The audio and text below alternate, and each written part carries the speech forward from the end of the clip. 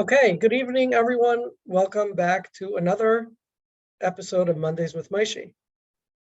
Exciting to see so many familiar faces back, and of course, some new faces. I'm sure that tonight's presenter, some of these new faces are to his merit, and it's nice to see everybody. And those of you who this is your first time here, if you're not on our Google group, please shoot me an email. And remind me, send me your email address and I will add you to the Google group so you can get the weekly reminders. We have some more exciting people coming up. Anyone who gets added to the list can also watch all the previous episodes that we had. Last week's was phenomenal with Dr. Andrew Nachum Klafter on obsessive compulsive personality disorder.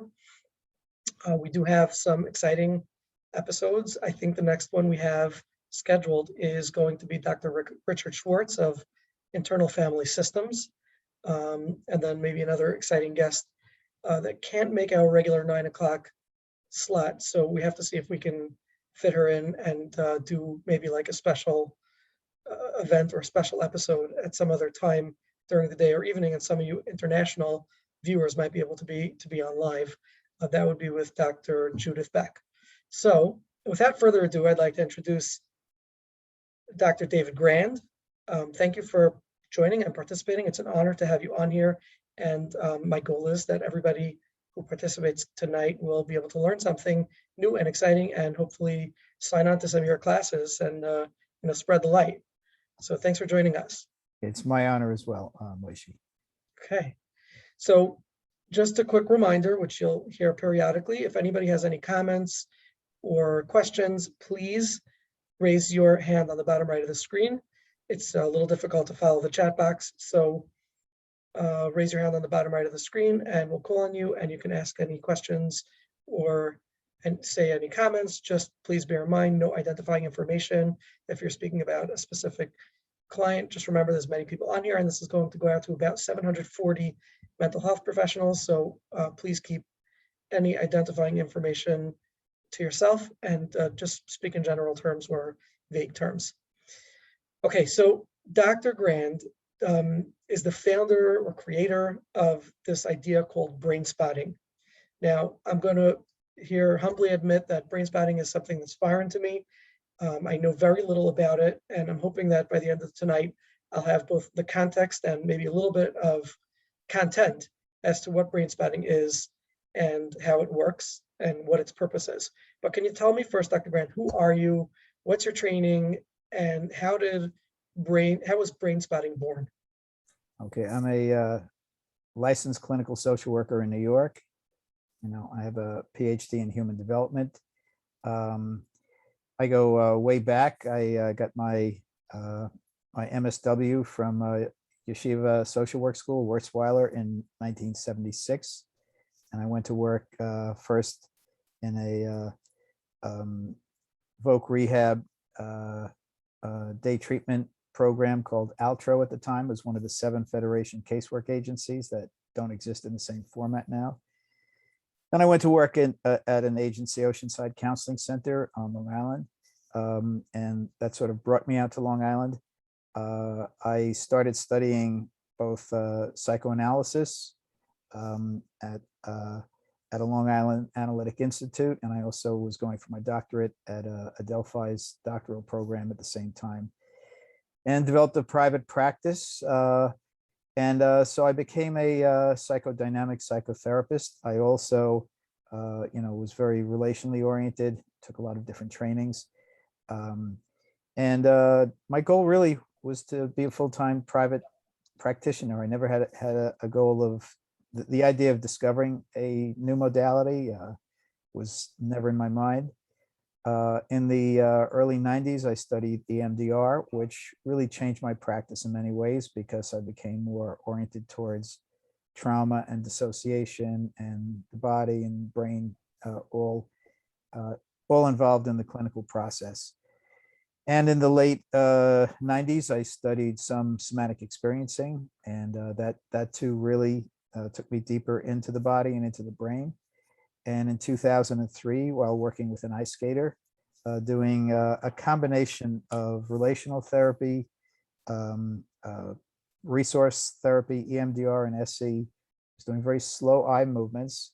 In EMDR, they prescribe them much more quickly, but I always felt if you really want to help the person to get more parasympathetically activated, you got to slow things down. And when I hit right next to the eye, right around here, my client, who's an ice skater who was stuck on a particular jump, I went into this intense wobble, and then it just froze. And it felt like my wrist was grabbed and my hand was held in place. And for 10 minutes, she went into the deepest processing I'd ever seen. And I had seen a lot of deep processing. And new traumas that in a year of weekly 90-minute sessions processed through, reopened and processed to a deeper level. And then traumas we never got to opened up and processed through 10 minutes. And then her eye just kind of released. And I just sort of finished up, and I was intrigued and overwhelmed by what just had happened in front of me. And she called me from the skating rink the next morning, and she said she did the triple loop, which was the jump, no problem. And she never had a problem with it beyond that. So of course, my question was, is this a paradigm shift? Is this something that has application across the board, or is this just something with this young skater at this particular time? So I started to experiment with other clients, and lo and behold, as I was looking for those reflexes, scanning across at eye level, anytime I saw one, I would stop. The person's processing went deeper and more profound than it had been in the work that I had been doing thus far. And that was the beginning of Brainspotting. Wow. So the old adage, haste makes waste, worked on your case. You slowed it down and you became aware of something that others may have missed. Yeah, and also slow is fast and fast is slow. That's right. So Yeah. we got two well-known adages that Right. we can bring. Okay. Yeah, yeah. And I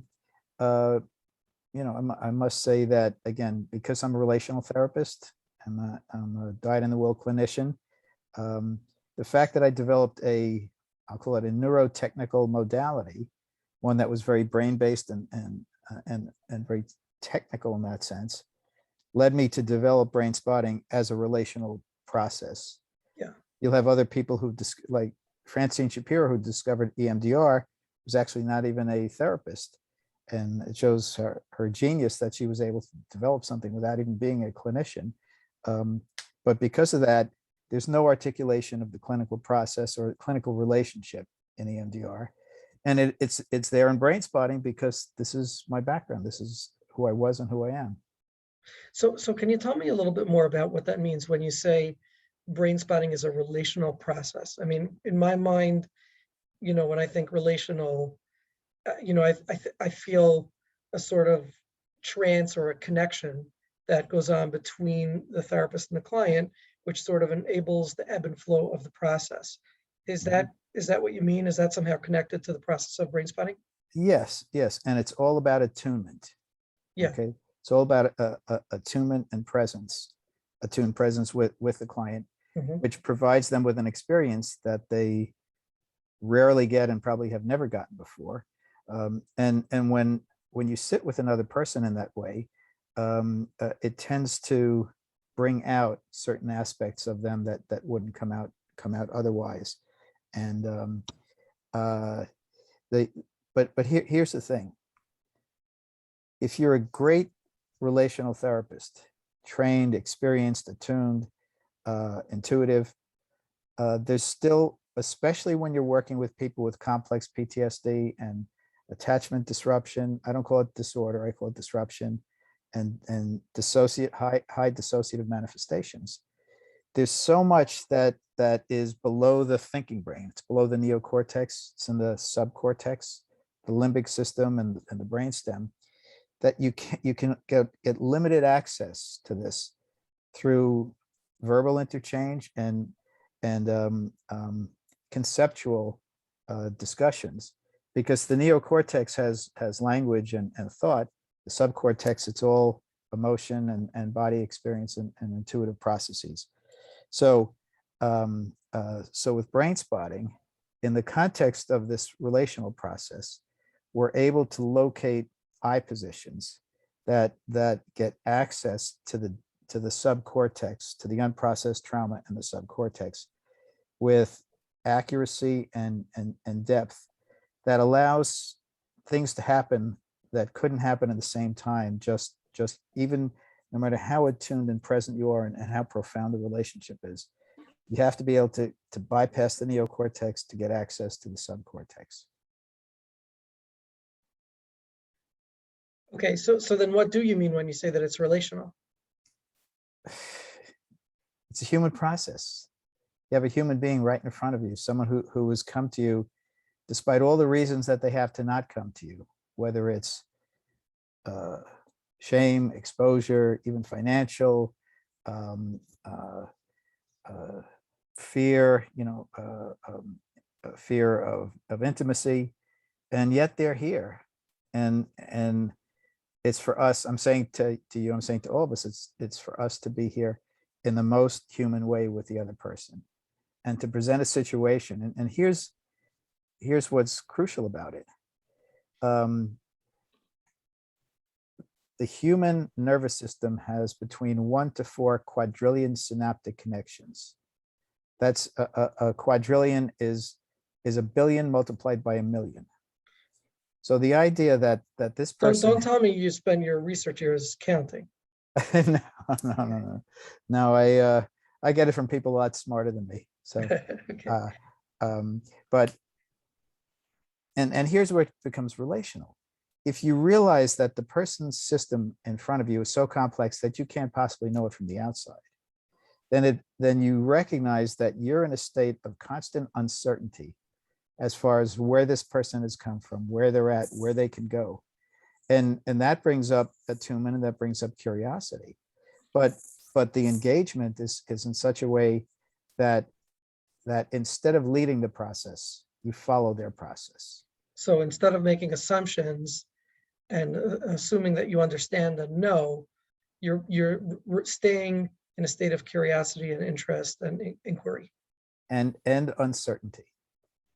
Why is that word important? Because if you do a micro or macro analysis of most psychotherapeutic modalities, there are subtle and not so subtle versions of certainty embedded in them, where the process has been developed in such a way as if you can know certain things that you can't possibly know. That's why I put the emphasis on the word uncertainty. The core, the basis of brain spotting is the uncertainty principle, which means the person in front of you is an unknown, I don't want to say commodity, but it's an unknown being, that our job is to set and hold a frame with them that they go into a process inside of, and the uncertainty is what leads us to follow them wherever they go, instead of trying to lead, instead of trying to intervene, instead of trying to direct, which really is very, it goes back to the original analytic concepts of Freud. And in that sense, my original analytic training is part of the underpinnings of brain spotting. So you mean we can more accurately uncover and discover with the client when we're uncertain? We can only uncover when we're uncertain. Certainty tells us about ourselves. Uncertainty tells us, allows the client to come out and reveal who they are, and then go into a process. That one of the things is I discovered with brain spotting is that if I think I know what's going on, if I think I have a great intervention and I hold it back and I don't say it, if I wait a minute, 5 minutes, 10 minutes, the client ends up going to a place that they would have never gone had I intervened. Right. Okay, that's a lot of food for thought right there. I mean, we should just pause and sit on that for a few minutes. Sure. The humbling experience of the therapist just being as present as possible with the client really generates the process. Okay, can we take? Let me just say this. Sure. If you're ever, and it doesn't matter what your background is, if you just do straight relational therapy, or if you do any other modality, if the client falls silent, okay, and then you wait and you don't say something, and you wait for them to say something, whatever they ultimately say, and it might be in 2 seconds, it might be in 30 seconds, is something of significance and oftentimes something profound. Okay. And the client, because the therapeutic relationship is different from any other relationship in terms of the interchange, the client, you may think that the client is waiting for you to say something, but they're actually not. They've dropped down in their own deeper process, and they're not paying attention to you that much. They're sort of just drawn intuitively into their own internal process. So that's when they finally come out of it. It's something that comes from what's Within. deep. Yeah. Yeah. And what can you notice about the eyes when that happens? If you're a brain spotting therapist, you're watching your client's eyes all the time. Yeah. Okay. And here's just some facts about the eyes. The retinas, that change the images that come into the electrical impulses that go back to the occipital cortex where vision is created.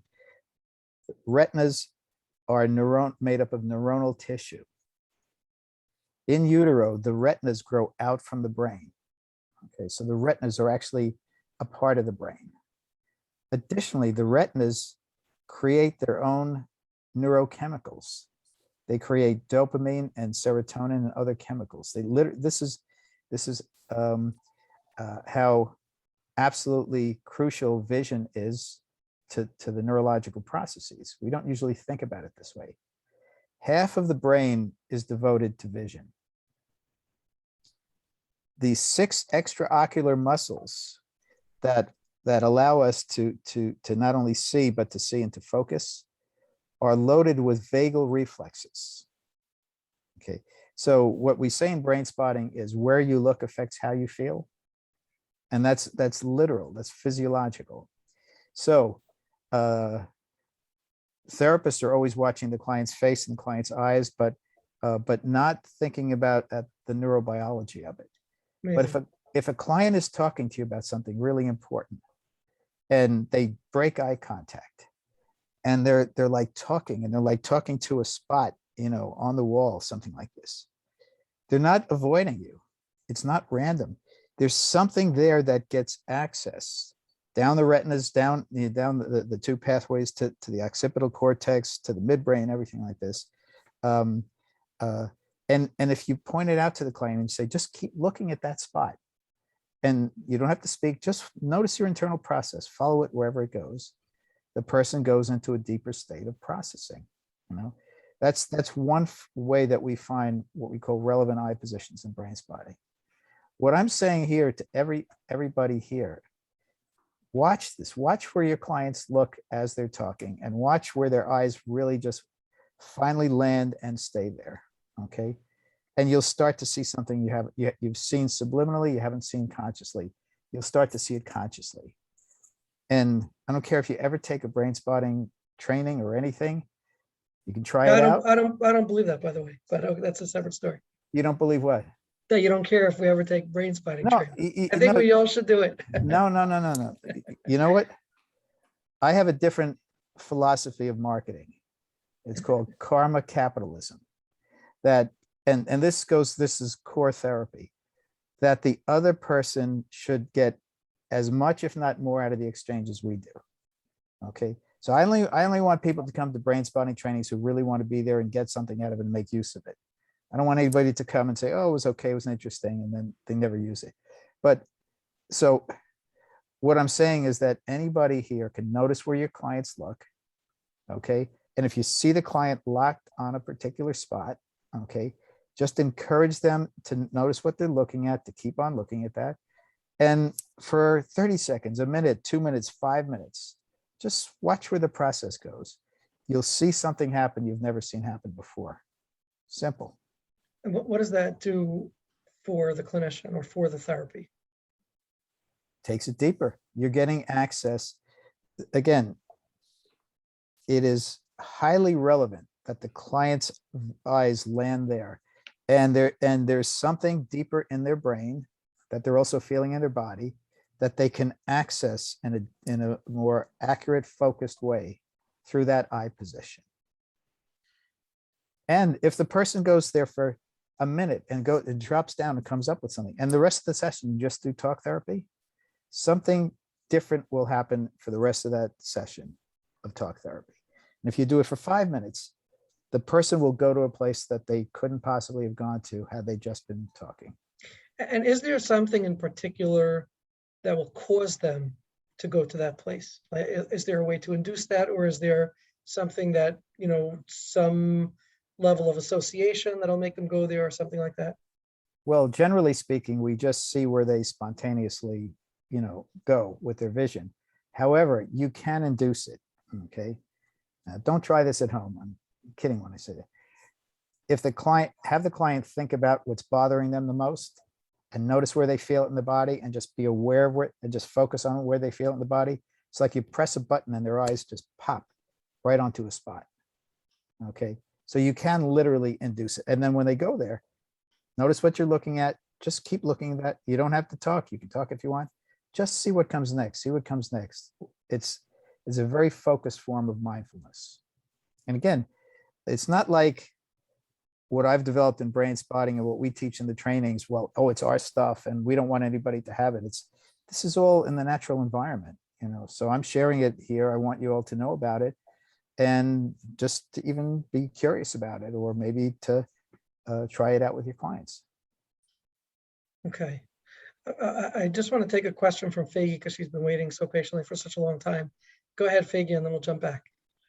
Thank you. As you were talking about the ice skating rink and what you did, I was wondering if you would do the same for people who had unspeakable interpersonal abuse, which is a different level of pain, and they're going to have to process it. But bringing that up would be just too much for one session. Okay. This goes back to my opening conversation with Moshe. This is not a technique that's meant to replace anything. This is a modality that's meant to add to. Working with clients with very complex PTSD, severe developmental trauma, all kinds of early and repeated abuse, you have to be an expert in working with that client population. You can be the greatest brain spotting therapist, but if you're not an expert with that population, you're really not going to know how to apply it. Okay. You're talking about, you're working with people who, instead of it being weeks or months of therapy, you're talking about years of therapy for the most part. So this is going to be the integration of brain spotting is going to be a much more gentle slope into the process. We also, we have what we call the resource model of brain spotting, where instead of looking for eye positions that match body activation, we look for eye positions that match where the person feels the most grounded in the body. Okay, but it's only meant to augment what you're doing already with a population that you have to have expertise with.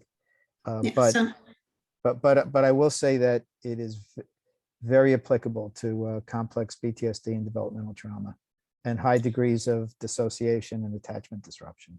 So I guess you wouldn't tell them to stay there for that long, to go deeper. You just want to do it more superficial. I mean, that's an astute observation. Early in the process, you're going to just use smaller dosages. Yeah. And you can never predict a client's response. Some clients are so easily destabilized, or they flood so easily that 5 seconds on a spot could do it to them. Okay. And if that happens, then you're not going to work with that kind of process. Yeah. Another client with a similar, history and diagnostic background can do it and take to it and start to benefit from it right away. So again, you just start with the smallest of doses and not addressing that which has traumatized them, addressing that their resilience and their survival abilities, and find eye positions that match that. And I think, Faggy, I think that, to Dr. Grand's point, being able to identify that is part of being a good therapist. So you have to be able to be a therapist before doing brain spotting. And part of that is to be able to identify which client is in a place that they can handle something like that. Yeah, and which that's one. exactly why I'm asking this question, because I'm already doing somatic intervention and EMDR. And I was wondering how this fits into this type of scenario. Well, first of all, somatic SE, somatic experiencing, sensory motor psychotherapy, Hakome, all these, they're great modalities. So there's nothing for me to do other than to acknowledge and support, anybody's use of that. EMDR also was a breakthrough technology, when it came out in the late 80s. But if you want to just do a simple compare and contrast of brain spotting with EMDR, especially with the client population you're talking about, EMDR with eye movements, even slower eye movements are activators. They're brain activators. Okay, that's how it works. Okay, it gets certain systems work activated in the brain. But if you contrast eye positions, you find eye positions where all of a sudden there's just a lot of blinking over here, or the person just starts to feel it in their chest over here, and you hold it in place and you don't move it. The stillness of this compared to the movement of the EMDR, it's almost palpable how this can be a quieter kind of process, quieter kind of intervention than one where there's that movement and activity. Yeah, I got the whole thing. I was just wondering about this because this person just can't talk. If I ask a question, there's a one-word answer. That's it, no talking. What's interesting is to just watch where they look. Okay, while they're sitting there, especially when she obviously goes into process, Yeah. Even if you don't know what it is, you just kind of watch where her eyes go. Even if you don't point it out to her, even if you just sit there being mindfully aware that she's on that eye position when she's processing whatever she's processing, on a subcortex to subcortex, body to body basis, she'll even feel you're attuning to the fact that she's looking there. And it kind of sets up a gentle frame in which for her to process. Thank you so much. This is really helpful. I'm going to add in one more thing, Faggy. Yeah. If the client, it depends, whether you're allowed to text or not. Okay. Is this client allowed to text? Yes. Okay. Are you allowed to text? Yeah. Okay. No, I'm respectful. Oh, of one second. that. I'm going to turn off the recording for Faggy for a minute, and he'll ask you that question again. Okay. Just kidding. No, my point is, there are some clients who can't speak, but they can text. Okay. So I Okay. can try to use that. Um, But who says who says those words have to come out? Oh. If she wants to, by all means, I can use the text. But if she doesn't want to, then why should I go there? It's just an offering. Yeah. And you can make that offering, and 10 sessions later, she won't even say anything. She'll just pick up the phone and just text you and say, Right. or she may never do it. Right. That's the beauty of the clinical process. Yeah. Mhm. Anyhow, I appreciate your questions, Faggy. So, Thank you and so to much. jump on what you just said, how much talking in this process of brain spotting, can the process take place without talking? Like, can the client go through their own process without telling the therapist what's going on? Absolutely. And that's where it's really good with nonverbal clients or adolescents who just don't want to talk. Remember, once you're on the spot, you're aware of the activation of the body, you find a spot that matches it. You're already starting to drop down. You're dropping down below the neocortex, down into the midbrain, into the emotional brain and the body brain, and the processing goes from there. There's no language down there, so there's no necessity to talk because the processing is just a more emotional, somatic kind of processing. And on the other side of it, there's some people who need to talk while they're processing. Okay. Some people who need to not talk, some people need to talk. And again, from our model of uncertainty, we don't have a sense of this is right, this is wrong, this is better, this is not as good. We go for that which is organic. So you'll see some clients who just on that spot will just talk, and they'll be illustrating and illustrating, just like that original ice skater was for 10 minutes. She was processing and narrating at the same time. And there's some clients who'll just, we use pointers because you can't keep your finger up that long. There's some clients, they'll look at the pointer for 20 minutes and they just drop down and they're not saying anything because they're at a level of healing that they've never been able to be at before. And, the first time you do it, you don't let a client go that long because you don't know where they're going to go. You check in, and you check in periodically. But a lot of the session can be internal and nonverbal. This goes back to our original thing, Moshe, because when that's happening, it's deeply relational, because we're sitting with the person in attuned presence and silence, and they're in that internal process. I draw the analogy between sitting with a mourner, and someone's in that kind of grief. You'll sit with them, and you're not supposed to engage them in any kind of conversation unless they want to talk to you. But you sit with them, and it's your presence with them, and there's the knowing of what the person's going for and what you're there for with them, that allows that process to go, and that's deeply relational. Yes. And healing in its own right. Yes. And so then I suppose that at some point they snap out of it after sitting there for 5 minutes entranced. Well, I would use the term emerge from it, Yeah, that's what I meant. Yeah. So they emerge from it, and then at that point, the therapist in his or her attunement would jump in and say, what was going on for you? Or Well, where did that take you? Okay. Where did you go with that? And you have to be prepared for them to say anything or nothing, Right. But you trust the whole thing is about trusting a person's process, trusting their capacity to heal. so believing that the process will work itself. Is that what you mean? We are wired for healing. That's the nature of human neurobiology. And given, trauma will interrupt our capacity to re-regulate and take us out of healing. But the whole purpose of any therapy, and particularly brain spotting, is to set a frame by which their system can take over and begin to re-regulate itself. Is there a scientific explanation as to how it's working? Well, every psychotherapy, not every, some psychotherapies are based on scientific hypotheses. The fact, a theory and a fact, that there's most therapy is theory based, and that's not a bad thing. It's actually a good thing. Ours is based on the fact that I explain again the nature of the eyes and the brain. Mhm.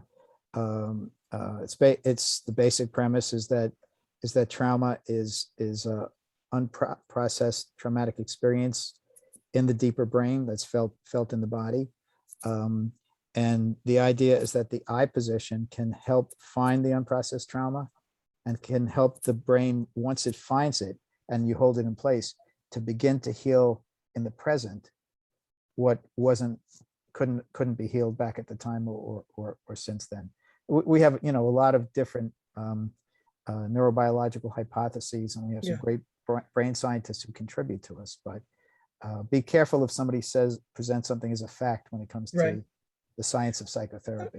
I think one of the things that's confusing is that in one of the explanations or hypotheses with bilateral stimulation is that it sort of distracts the brain from suppressing some of the memories. As it's you're going back and forth with the eye movements, the brain can't hold on and control itself, and it sort of enables or forces the memories to go back and forth. Whereas what I'm trying to understand is brain spotting, you're kind of doing the exact opposite by holding it in one spot. It appears we're using different modes of accessing different mechanisms. Oh. But the distraction aspect of bilateral stimulation, what that does is when, again, you have the setup, the protocol in the MDR, and then you apply the bilateral stimulation.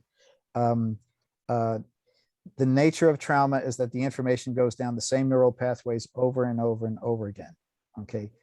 The application of any form of distraction, and here the left, right, eye movement or sound movement, at the same time as the brain is going down those pathways, it's getting distracted. And the theory is that that allows it to begin to go down new neural pathways that it wouldn't go down without that distraction. Okay. Okay, I just want to remind everyone, for those of you who have a question or comment, please raise your hand on the bottom right of the screen. I want to give a shout out to Aaron Herzog for connecting myself and Dr. Gran. Let's take a question from Avram Green, familiar face, familiar name, and then we'll go to Aaron. Go ahead, Avram.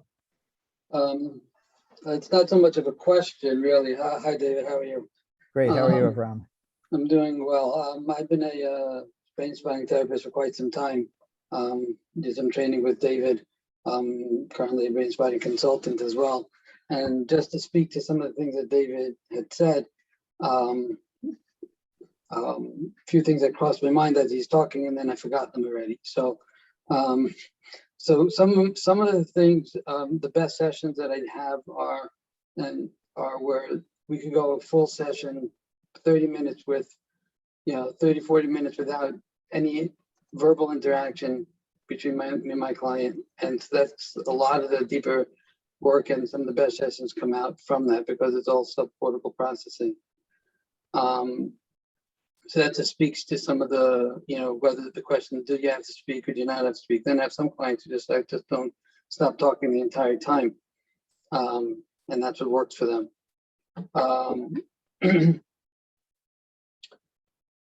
One of the things that were mentioned earlier about, whether or not it's too much for them or not too much for them.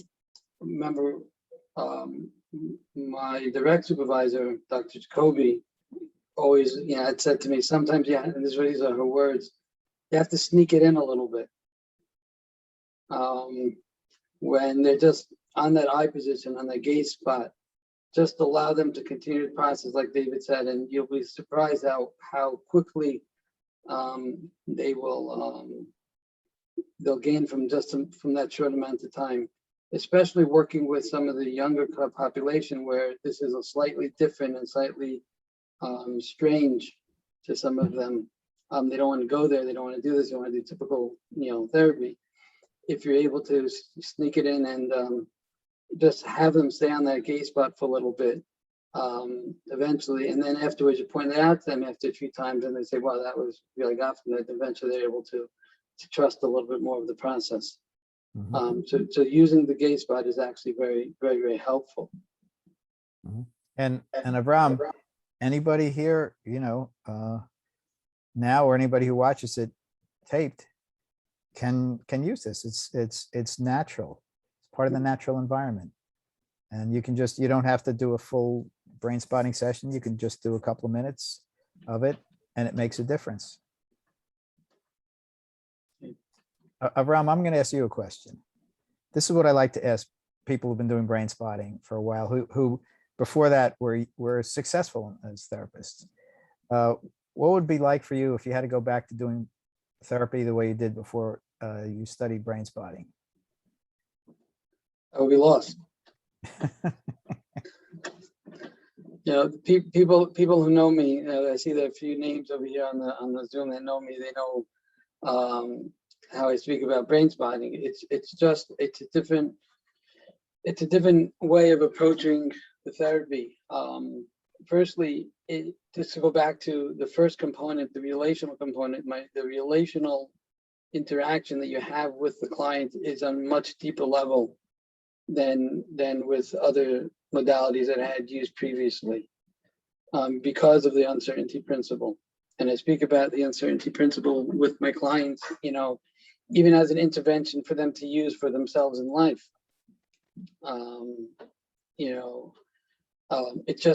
It creates a deeper ability to be attuned with the client. So that in and of itself is tremendous. And then the amount of processing and the depth of what they're able to do. And I deal with many types of trauma. I deal with addiction. It takes it to a different plane.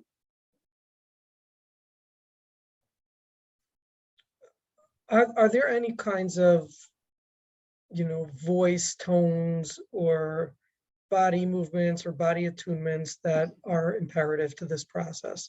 Like speaking softly, gently, not speaking, I don't know, anything that we should know about? Are you talking about on the part of the therapist? Yes, yes. All therapists need to be gentle, calm, paced down, reflective, kind, so it's no different in brain spotting. Okay, so nothing that will remove them from the trance, from, I don't know what you call it, what the term is, but, or some way to induce or keep them going while they're focused. Here's the thing, Moshe, and for the rest of you. I have lots of theories, but one of my theories is that if you find an eye position, all of a sudden the person says, I really feel it right over there. And then they start to process right on while looking at the spot. It's like the most efficient trance you will ever observe somebody go into. It's almost as if they put themselves into the trance, more than any attempt to use, any kind of hypnotic approach. But at the same time, they also remain very conscious and very present. But what we're looking for in brain spotting, and Avram can, reflect on this too, we're looking for the person to go into a state of focused mindfulness processing, which is really just like watching the information travel down the neural pathways, and travel down some new neural pathways and travel down some unexpected neural pathways. And once that's going on, the person's in the healing spot, they're in the healing mode. And we say you try as a brain spotting therapist to get into the tail of the comet, which means to try to follow the comet wherever it goes. And the tail never leads the head of the comet. The head always leads the tail. So if you see a client becoming, dysregulated or highly emotional, would you use words to encourage them to continue? You're doing great, that's okay, or would you just stay silent? You have to know your client. Okay. Every client is different. And there's some clients that really need that. There's some clients that find it highly intrusive when you do that. Right. And again, if it's in a first or second session, well, you really don't know who your client is and how they process. Yeah, you're going to have, be a little bit more interventive. You're going to shorter periods of processing, but you'll see as you work with the person and really what they can tolerate and really what works for them. But in brain spotting, we see the client as the expert on themselves.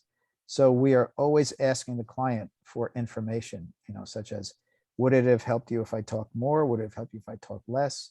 Would you like to have more space to process, or would you like me to step in a little bit more? And whatever they say, whatever they give us, we trust and we make use of. Okay, thank you. Aaron. Go ahead. We don't hear you. Talk to me. Oh, now we do. Hello. Yes. Hi. You called out my name? Yes. Oh, hi, Dr. Call me David. Bent. Hi, David. Hi. Been following you for a while. Thank you. Question is, if I do EMDR tapping, and I put a stick in front of the eye a pointer in front of the client's eye where he feels the most pain, or will this be more healing? Will it be like semi-brain spotting, or? There's no such thing as semi-brain spotting. Okay. And first of all, when you use the pointer, if you're working virtually, there's no such thing as too close. But working in person, you don't want the pointer to be too close to a person's face or eyes. It brings up the threat response. So you're going to be at least 4 or 5 feet away with that. Back when I was in my EMDR days, because I saw the power of auditory bilateral stimulation. The guy came out with a sound box and you put it on and your tones going back and forth. I said, if this is effective, imagine if you have really natural healing nature sound and music just flowing back and forth. And I set out to make, at the time it was CDs. And so most of the bilateral stimulation I did in EMDR was with the headphones on with the CDs playing. But when I discovered brain spotting, I stopped using them. I figured this is so powerful, we don't need it. But some clients said to me, something, we missed that bilateral sound. Why can't you have it on while we do brain spotting? And I said, sure. We tried it out and it even deepened the process further.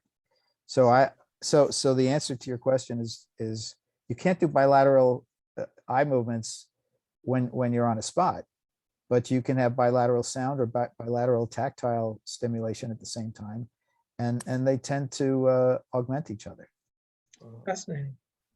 Can I ask you, I know you went down to Northern Ireland to heal about the collective trauma over there. Yeah. Can I ask you about collective trauma in generally, and especially in the Jewish population? When you say collective, are you talking about generational, or are you talking about communal in the present, or both, or?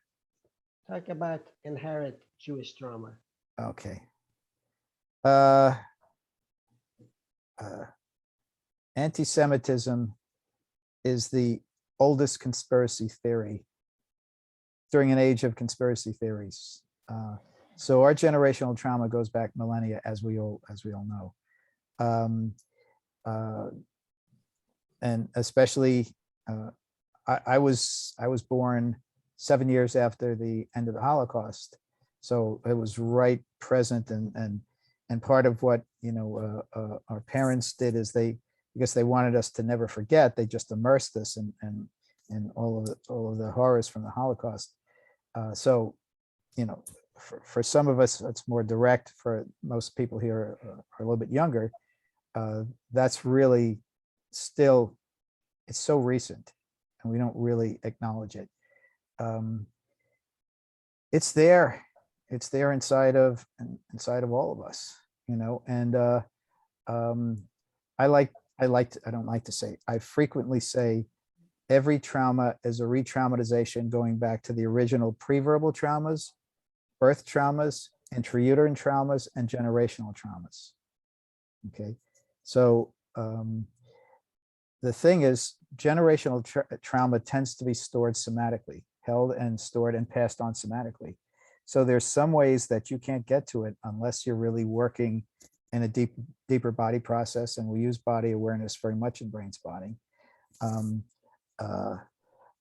I take a history with a Jewish client, I try to get a sense of the generational trauma, even if they're secular Jews and so on. It's there just as much. I won't necessarily just grab for it right away, but I look for it, and I believe brain spotting can access and bring some healing in that regard.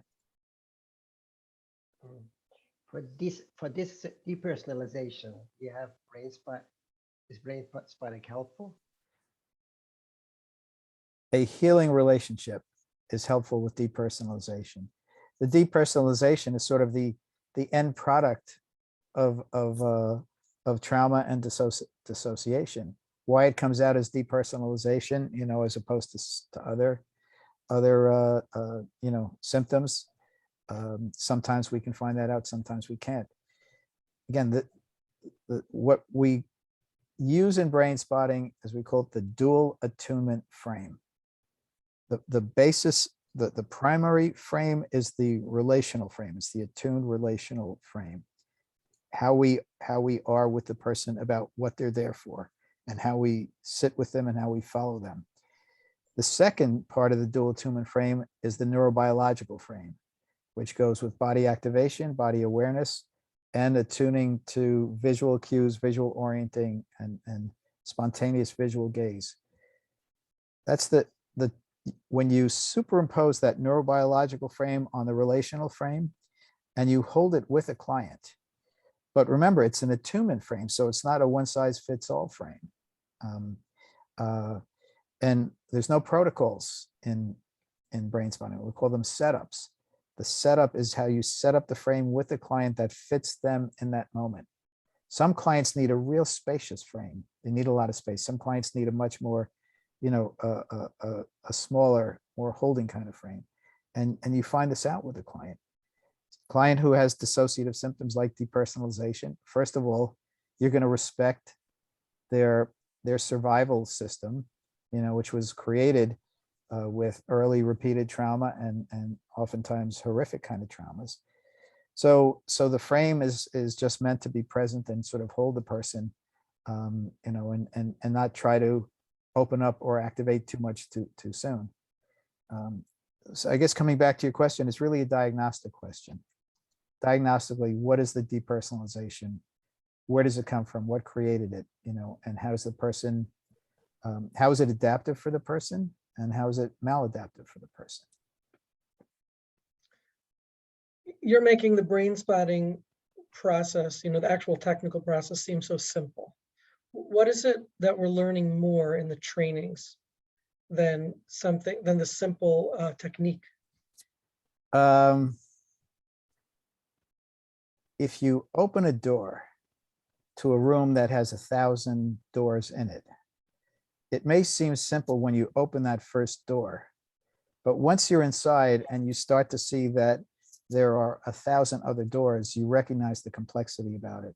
And in some ways, my metaphor goes along with how the brain is. First of all, there are many different ways of using eye positions, and you really need, again, you have to be a sophisticated therapist, and you have to learn the neurobiology that goes into this. But what makes it complicated is that you can never predict and certainly not control whatever happens in the client's process. You will always be surprised.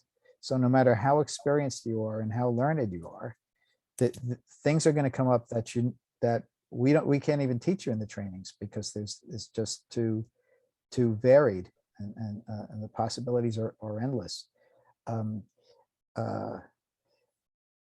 You studied psychoanalysis. How many years does it take to study psychoanalysis? And it's not only the courses, it's the didactic analysis, it's the supervision, it's all these things. It's a lifetime of study. The basic training in brain spotting is called phase 1. That's where you learn the 3 different ways of finding eye positions and to understand the nature of the processing. Then we have phase 2, where you learn more complex ways of matching different kind of eye positions. I don't teach phase 1 and phase 2 anymore, because we have too many trainings domestically and internationally. I teach advanced brain spotting trainings, which is phase 3, phase 4, and what we call the master class. I'm just doing live demonstrations for 3 days. Maybe it sounds simple because I'm good at giving explanations, but that simplicity is highly deceptive. Not intentionally deceptive, but it's deceptive. Well, I guess what I'm looking to understand is you're not actually teaching the process of psychotherapy in the training, are you? Are you teaching the process of brain spotting? Or is there a mixture? There's a mixture. You can't have a person come into a brain spotting training who has no experience as a background, right? psychotherapist. Right. We can't teach them to be a psychotherapist in the training there. Mhm. Just like we can't teach someone to be an expert in complex PTSD and dissociative processes. You know, if you don't have that, you know, we touch on these things, but you have to either come in with it or go out and find it. But brain spotting is integrative in so many different ways Mhm. that it will both pull from what you already know, but it will also introduce things that you may not know as well, or may not know at all. So David, what's the website for those who want to go look at it? it's brainspotting.com. Okay. Now I know that most of our trainings are Friday, Saturday, and Sunday, and that does not work with Shomer Shabbos. Yeah, you took the question. You're obviously attuning there because you took the next question out of my mouth. Well, coming out of our meeting here and hopefully Nefesh getting some, some noticing brain spotting. We have had some Sunday, Monday, Tuesday trainings, but they haven't been specifically for Orthodox therapists. So those are the ones that Orthodox therapists can go to. Yeah. But I am looking in the future to start. So doing- there has been some interest and a number of people reached out to me. How many individuals would you need to have a training, or what would be the average? If we got 20 or 25 therapists that can't do a training on Saturday, we could certainly go with that, at least to start. And probably once, what happens with brain spotting is once the word gets out, into different communities, then we generate interest and the trainings tend to increase. But we are very interested in holding trainings as we're talking about. I'm not observant, but I am very knowledgeable when it comes to all aspects of Judaism, including from Judaism. So I don't think there's any head of any modality out there who has that kind of awareness or interest or commitment. So I've been looking to make this happen for a long time, and I'd be thrilled to see it happen. Okay, so, and if there's any interest from anybody watching this live or watching it some other time, please contact me and I will see if we can put something together. Yeah, I want to add, brain spotting is very culturally sensitive and culturally respectful. There is absolutely nothing about brain spotting that anybody would have to feel uncomfortable about doing, from any background, or have to modify for that. Okay, it is culturally neutral, culturally sensitive, and respectful, and I designed it specifically in that way. I wanted to tell you something. You said you're very knowledgeable in all areas of Judaism, so I'm going to test you on this one. Sure. But you had mentioned, I found this fascinating, how you described the development of the retina and how it, if I understood you correctly, emanates from the brain. Mhm. So, and it's directly connected. I'm pretty sure, and maybe some of the scholars here can tell me, but if correct me if I'm wrong, that there is that the Talmud says somewhere that if a person has pain in his eyes, then it's considered pikuach nefesh. It's considered that he's in danger. His life is in danger, and he can do certain things on Shabbos or whatever because his life is in danger, and you would know that from the pain in his eyes. So now that you're connecting the eye to the brain and the way the way that you're directly doing it, that passage is starting to make sense. The Talmud has a tremendous amount of psychological wisdom in it, and people don't know it, but a lot of the brain spotting ideas are very congruent with Talmud. Okay, did anyone know that passage or did I make it up?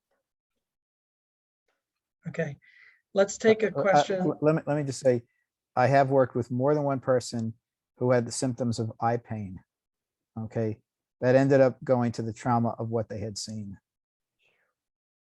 Say it again, they ended up Going to the trauma of what they had literally seen. seen. Yeah, So in other words, the eye pain was a direct result of their brain recognizing that the eyes had seen something. yeah, Wow. yes. Okay.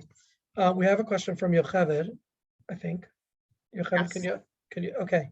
You want to unmute, and turn it, okay, there you go. This is fascinating, first of all, so thank you so much. Thank you. I missed the first couple minutes, so I apologize if I'm asking you to repeat yourself. Is the assumption that our brain, and then by extension the eyes, will move to places that are safe? Meaning we naturally have the spots that we go to when we need to either not process that trauma, not think about that trauma, not get triggered, or do people need to learn what are their safe spots, what are their processing parts, what are the parts, like do people naturally move to parts that maybe evoke in them, intensify their feelings, make them unsafe? Usually eyes move to spots that give them access to things that they're holding. Okay, the spontaneous eye moves, what we call, gaze spotting, usually is neutral. Okay, it's usually not highly charged, as opposed to if you say, do you feel it more to your right, more in the middle, more to your left, you'll hit a certain spot, and then above, at, or below eye level, where the person just really feels it. Gaze spotting usually doesn't, that natural gaze doesn't go towards the most highly activated spot. Okay, with a few exceptions. Okay, and I'll tell you, fascinating thing. I did a lot of volunteer work up in Newtown, Sandy Hook, where they had the horrific school shooting. And when I sit down with people, and I bring my pointer all the time to do, because this is like an attunement tool. And I ask the person, can you remember the moment you found out that something terrible was happening at Sandy Hook Elementary? And they start to think about it. They immediately turn their head, turn their eyes, go to a spot. Okay.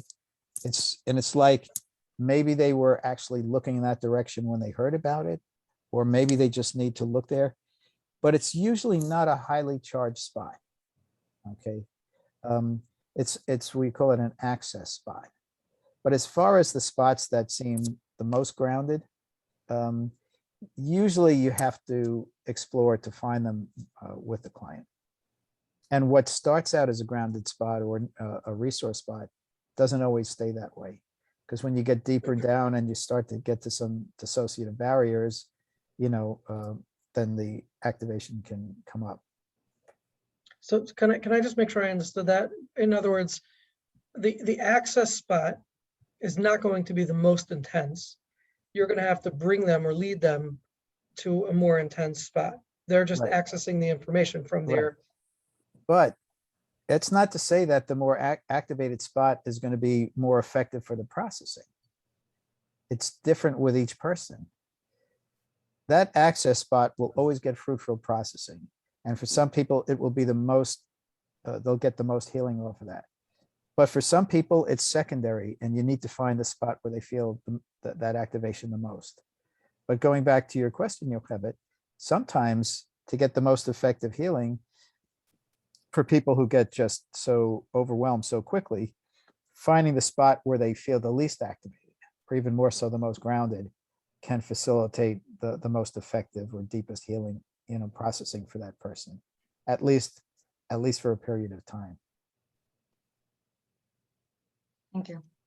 Thank you. David, you must be familiar with this, but there's some folktale about different positions that the eyes move to that have different meanings. So if I remember correctly, there's left and right, where left is memory and I think right was tactile or something like that. And then there's up and middle and center and down. Are you familiar with that? Yeah, that's I'm blocking on the name of there's a modality that goes back to the 70s and the 80s. That use that. Here's where brain spotting is different.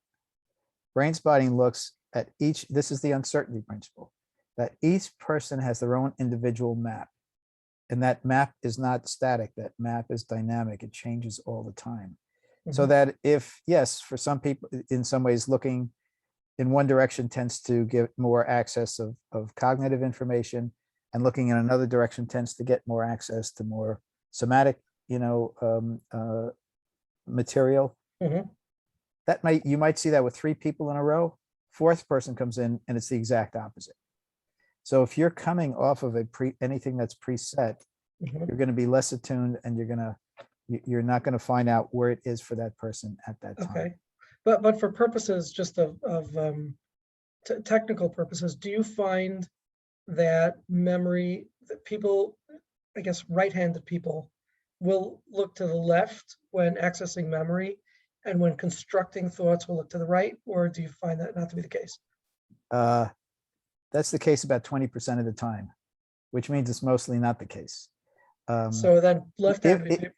If we were to speculate why it would be more activation here, okay, we might think that because of the crossover, the visual crossover, that the trauma material might be more skewed to the other side of the brain. So it's less a matter of left-right dominance, or hemispheric dominance, and more a matter of where the unprocessed trauma is in the brain. Okay, so again, you're talking about trauma. Do you believe in this folktale about the left looking left and looking right for construct versus memory? I They know. used to use it for lie, to determine when someone was lying. You know what? You see these experts on television on body, on body language. Yes. And they talk with such certainty. This is the Yes. certainty model. Well, that's true for some people. For some people, it's not true. They say that, if you cover your face like this, like you're hiding something. Mhm. Well, for some people it is. For other people, they're supporting their head Yeah, because it helps it's them the to same feel thing calmer. with crossing the arms, Right. which used to be believed was a Yeah, defensive. defensive protector, and some people now see it as a way to soothe and stroke themselves. Right. This goes back to the uncertainty principle of brain spotting. So be curious. We see that open, curious. We see everything as being relevant, but we know that just because it's relevant doesn't mean that it's we know what it is. inclusive. Yeah, exactly. Beautiful. So curiosity, again, noticing it, attunement, and then exploring. And those are all principles of good Basic. dynamic therapy. Okay, a lot of food for thought.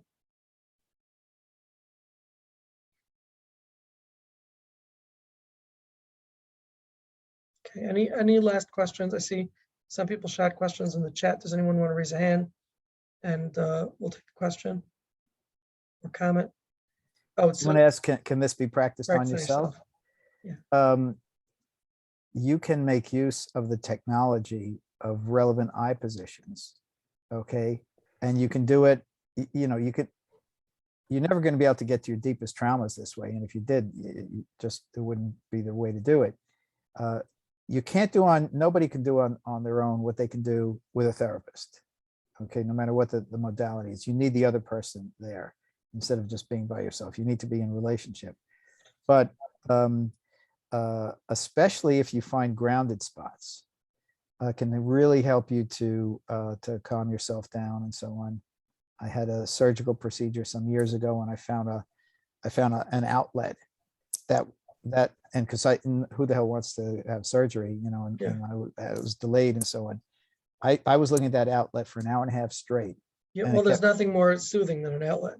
Well, it was in the right position, so It was the smiling side, or no. It was just, it accessed where I felt the most grounded in my brain and body at that moment. So I see we have questions of Faggy. Go ahead, Faggy.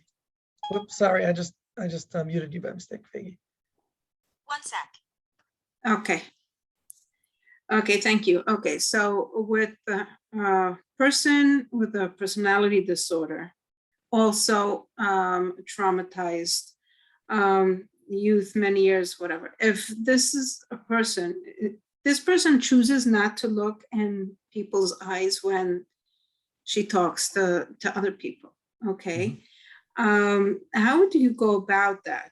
And what's interesting is that when this person does look in the eyes, you can always it can always be predicted that what the person is saying has some untrue information. With that particular person. That just one person that I'm talking Right. about.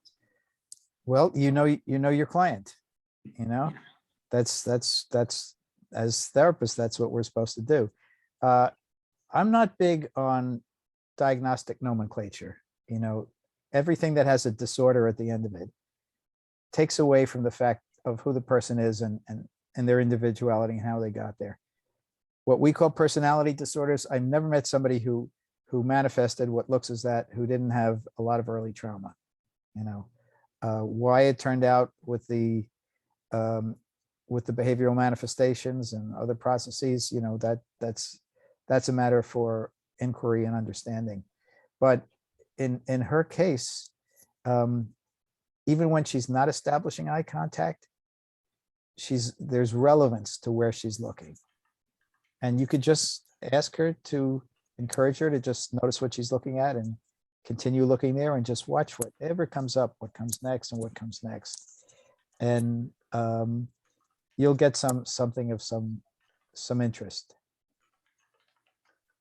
Thank you so much. This is very Okay, helpful. Aaron, Thank take it you. away take away the last question. Go ahead. Hi. I'm curious about personality disorders. If I will use brain spotting for the trauma, would you combine another method? And do you believe that personality disorders could be healed? Again,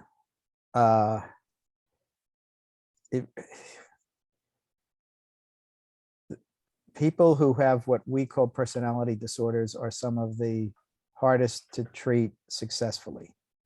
Okay. One of the manifestations of personality disorders is that they don't, you know, they're not highly symptomatic usually. They don't feel like, you know, their own anxiety or depression. It's the world, everything on the outside that's the problem. You know, and when things are so externalized, it's kind of hard to find a pathway into, you know, to what's really causing it on the inside. Also, it takes a long time to establish a relationship with people who have, whether it's, you know, narcissistic personality disorder or sociopathic personality disorder, which is a whole different kind of challenge. But Brainspotting is built on the developmental trauma dissociation model, taking into account also generational trauma and intrauterine trauma, birth trauma, and especially pre-verbal trauma. And that's what we look towards. The whole issue with somebody who manifests personality disorders is, well, what are you here for? What's bothering you? What do you feel like you need to change? And being able to just find the path with that is, you know, is challenging enough. So you always have your work cut out with you with people who, you know, have manifest personality disorder stuff. What do you mean by pre-verbal? Pre-verbal, before the age of 2. Oh, wow. When Yeah. the trauma happened before the child had words to put to it. Right. And developmentally, that's how early it was. Wow. Okay, so there's a lot of food for thought. I appreciate you agreeing to come on and share this with us. For anybody who wants to learn more, you can go to, I think it was brainspotting.com. Yeah. Easy enough, brainspotting.com. For those of you or us interested in putting together a training, you could certainly reach out to myself and we'll see if we can put together a group. If we get together a significant number, we may be able to do a Shabbos friendly group, Sunday, Monday, Tuesday, or something like that. Either way, I think we all learned something tonight. You know, it was concrete and clear, and you definitely have a way, a gift of gab, you know, and being able to describe the process. Yeah, I'm Jewish, not Irish. Yeah, right. Thank you for participating. Thank you for sharing, and we appreciate it. Moshe and Aaron and everybody, thank you for having me on. It's been my pleasure. Okay, and good night, and hope to night. see you again. Bye-bye. Bye. If anybody wants to say hi, I'll stay on for a minute or two if we haven't met yet.